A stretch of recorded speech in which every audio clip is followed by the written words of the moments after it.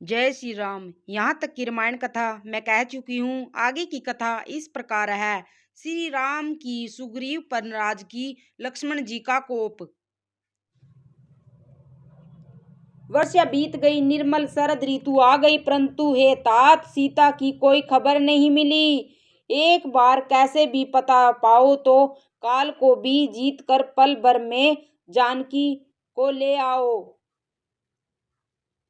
कहीं भी रहे, यदि जीती होगी तो हे तात यत्न करके मैं उसे अवश्य लाऊंगा। राज्य, खजाना, नगर और स्त्री पा गया, इसलिए सुग्रीव ने भी मेरी सुध बुला दी।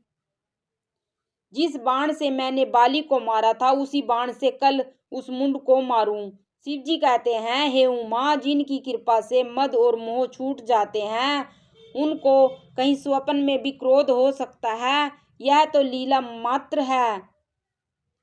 ज्ञानी मुनि जिन्होंने श्री रघुनाथ जी के चरणों में प्रीति मान ली है, जोड़ ली है, वे ही इस चरित्र को जानते हैं। लक्ष्मण जी ने जब प्रभु को क्रोध युक्त जाना, तब उन्होंने धनुष चढ़ाकर बाण हाथ में ले लिए। तब दया की सीमा श्री रघुनाथ जी ने छोटे भाई लक्ष्मण जी को समझाया कि हे तात सखा, सुग्रीव को केवल भय दिखा कर आओ।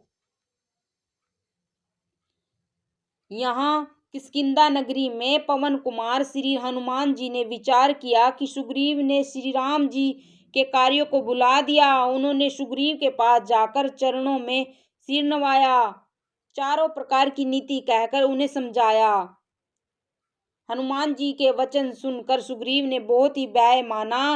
विषय ने मेरे ज्ञान को हर लिया। अब हे पवन सुत, जहां तहां वानरों के यूथ रहते हैं, वहां दूतों के समूह को भेजो और कहला दो कि एक पखवाड़े में जो न आ जाएगा, उसको मेरे हाथों वध होगा।